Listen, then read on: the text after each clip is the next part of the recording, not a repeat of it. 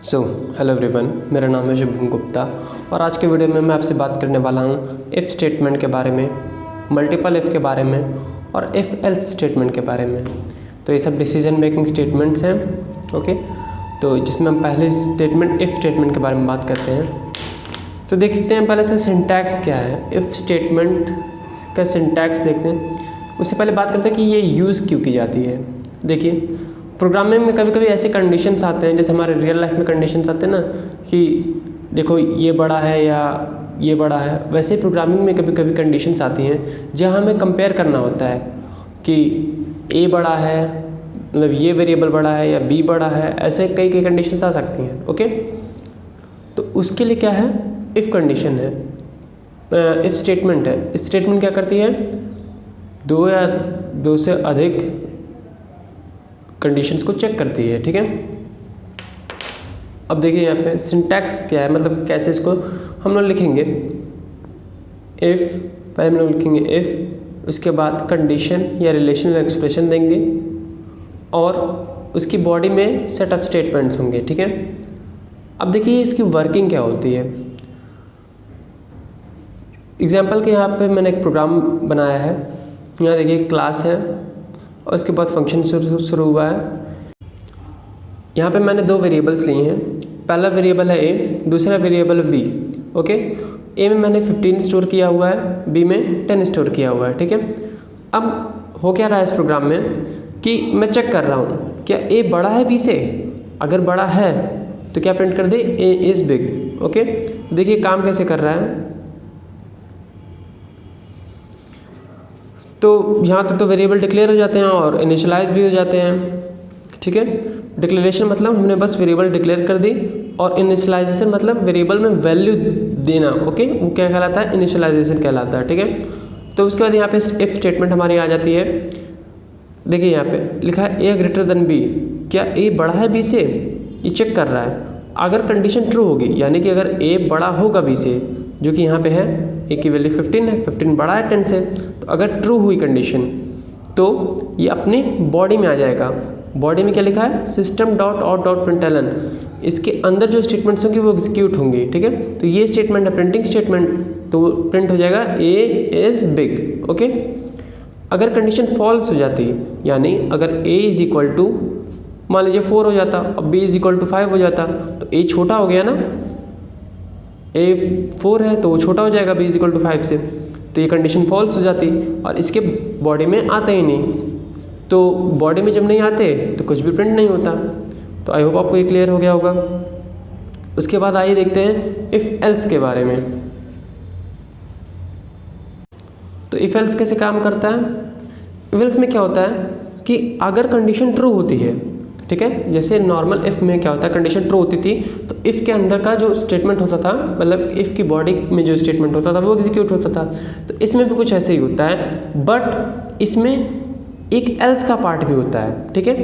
तो अगर condition true होती है हमारी तो ये इफ़ के अंदर का पार्ट एग्जीक्यूट होगा, और अगर कंडीशन फॉल्स हो जाती है, यानी कि कंडीशन फॉल्स हो गई, तो क्या होगा, एल्स के अंदर का पार्ट एग्जीक्यूट होगा, ठीक है।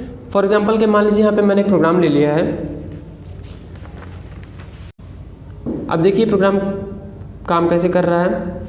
यहाँ पे मैंने एक क्लास बनाया है, यहाँ पे फंक्शन है, ठीक है, और यहाँ पे दो वेरिएबल्स ले रहा हूँ, a is equal to 5, b is equal to 10, ठीक है। अब ये प्रोग्राम क्या कर रहा है कि चेक कर रहा है दोनों में से कौन सा बड़ा है। अगर a बड़ा है तो प्रिंट करते a इज़ बिग, या तो अगर b बड़ा है तो प्रिंट करते b इज़ बिग, ठीक है। तो एक देखिए काम कैसे कर रहा हूँ मैं।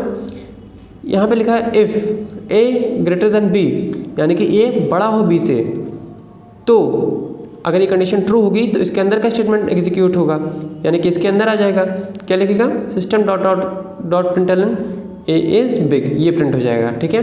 अगर कंडीशन फॉल्स हो जाती है, मतलब कि अगर कंडीशन यहाँ पे एक बड़ा नहीं होता है बी से, ठीक है, तो क्या करेगा, एल्स वाला पार्ट एग्जीक्यूट होगा। तो पहले में इफ़ स्टेटमेंट में क्या होता था कि अगर ट्रू हुई तो इफ़ स्टेटमेंट के अंदर का पार्ट एग्जीक्यूट होगा। यहाँ पे देखिए इफ़ स्टेटमेंट में क्या है कि अगर कंडीशन ट्रू हुई तो इफ़ के अंदर का पार्ट एग्जीक्यूट होगा, बट अगर कंडीशन फॉल्स हो गई तो इसके लिए कुछ है नहीं यहाँ पे। बट इफ़ एल्स में क्या होता है कि जब कंडीशन फॉल्स हो जाती है तो उसके लिए भी एक पार्ट दे रखा है, ठीक है। तो कंडीशन ट्रू होगी तो ये इसके अंदर का पार्ट, और कंडीशन फॉल्स हो गई तो एल्स के अंदर का पार्ट। तो देखिए प्रोग्राम कैसे काम कर रहा है। सबसे पहले देखेगा कि क्या 5 बड़ा है 10 से? नहीं भाई, 5 तो बड़ा नहीं है 10 से, तो इसकी बॉडी में आएगा ही नहीं। तो क्या जाएगा? एल्स के पार्ट में जाएगा। और एल्स के पार्ट में क्या लिखा हुआ है? System dot out dot println B is big. तो क्या प्रिंट कर देगा? बी इज बिग, ठीक है। तो आउटपुट हमको क्या मिल जाएगा? बी इज बिग, ठीक है। उसके बाद आ जाता है आपका मल्टीपल इफ। अब देखिए मल्टीपल इफ कैसे काम कर रहा है। मल्टीपल इफ में क्या होता है कि एक इफ नहीं होता है, कई सारे इफ स्टेटमेंट होते हैं। मल्टीपल इफ कैसे बना होता है? कई सारे इफ स्टेटमेंट्स को मिला के बना होता है। देखिए मैं इस प्रोग्राम से हम लोग समझते हैं मल्टीपल इफ कैसे काम करता है। एक मिनट, यहाँ पे पहले मैंने क्लास बनाई है, फिर फंक्शन है। अब देखिए इस प्रोग्राम में मैं क्या कर रहा हूँ, 3 वैल्यूज़ ले रहा हूँ, 2, 5 और 30। और मान लीजिए मुझे चेक करना हो कि इन तीनों में से जो बड़ा हो वो प्रिंट हो जाए, ठीक है। इन तीनों में से बड़ा हो जो वो प्रिंट हो जाए। तो ये काम कैसे करता हूँ मैं? मल्टीपल इफ से कर रहा हूँ। तो देखिए यहाँ पे ये जान लेते हैं ये एंड ऑपरेटर क्या है। मतलब ये एंड 2 बार लिखा है, इसको कहते हैं एंड ऑपरेटर, ठीक है। ये कर क्या रहा है? ये 2 रिलेशनल एक्सप्रेशंस को मिलाने के काम आता है, ठीक है। 2 रिलेशनल एक्सप्रेशन को मिलाने के काम आता है, ओके। तो यहाँ पे देखिए क्या हो रहा है। इफ प्रोग्राम देखते हैं कैसे काम कर रहा है। पहले चेक कर रहा है if A greater than B, क्या ए बड़ा है बी से? अगर बड़ा है तो ये भी चेक करेगा। और ए बड़ा है सी से, अगर मतलब ए बी से भी बड़ा है और सी से भी बड़ा है तो प्रिंट क्या कर दे? ए इज बिग। अगर बी ए से बड़ा है और सी से बड़ा है तो क्या प्रिंट कर दे? B is big. और अगर सी ए से बड़ा है और बी से भी बड़ा है तो क्या प्रिंट कर दे? सी इज बिग। अब होगा क्या यहाँ पे? पहले चेक करेगा क्या ए बड़ा है बी से और ए बड़ा है सी से। तो अगर बड़ा होगा तब तो इसके बॉडी में आएगा, और अगर बड़ा नहीं होगा तो इसके बॉडी में आएगा ही नहीं। तो अब देखते हैं यहाँ पे क्या हो रहा है।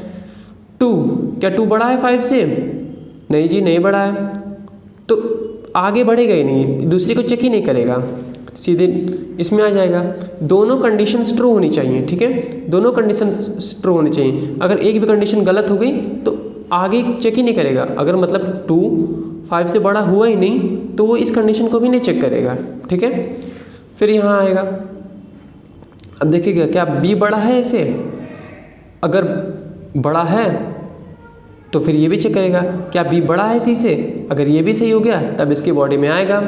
तो देखते हैं b इज इक्वल टू 5 है, तो 5 तो 2 से बड़ा है, बट 5 30 से बड़ा नहीं है, ठीक है। तो क्या करेगा? इसके बॉडी में नहीं आएगा। अब यहाँ आएगा, आई होप आपको दिख रहा होगा।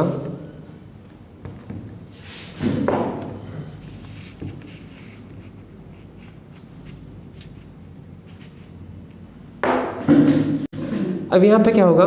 चेक करेगा क्या सी बड़ा है इसे? हाँ भाई, सी तो बड़ा है, सी 30 है और 8 2 है, तो सी डेफिनेटली बड़ा है। और सी क्या बड़ा है बी से? हाँ भाई, बड़ा है। तो दोनों कंडीशंस ट्रू हो गई। अब इसकी बॉडी में आएगा और क्या प्रिंट कर देगा? सी इज बिग। तो इसका आउटपुट क्या हो जाएगा? सी इज बिग। तो ये काम कैसे कर रहा है? हम 3 नंबर ले रहे हैं कोई भी, मान लीजिए ले लिए 3, 10 और 5, और चेक कर रहे हैं। और इसमें से चेक करना है कि कौन सा बड़ा है, ठीक है। तो हम क्या करेंगे ऐसा करने के लिए? पहले एक नंबर लेंगे और उसको कंपेयर करेंगे। क्या 3 10 से बड़ा है? अगर बड़ा है तो क्या 3 5 से भी बड़ा है? अगर इन दोनों से बड़ा निकला तो 3 बड़ा हो जाएगा इन तीनों नंबरों में से। नहीं तो अगर ऐसा नहीं होता है तो क्या करेंगे? 10 को चेक करेंगे। क्या 10 बड़ा है 3 से? अगर बड़ा है तो इसी के साथ क्या चेक करेंगे कि क्या 10 5 से भी बड़ा है? अगर इन दोनों से बड़ा है तो 10 इन तीनों में सबसे बड़ा हो जाएगा। वही काम हम 5 के लिए भी करते हैं, मतलब अगर 10 छोटा निकला, मतलब 10 तीनों में से बड़ा नहीं निकला, तो हम 5 के लिए वो काम करेंगे। 5 को कंपेयर करेंगे 3 से और 10 से, अगर इन दोनों से बड़ा आया तो 5 बड़ा हो जाएगा। ओके, तो ये इसी तरह से काम कर रहा है।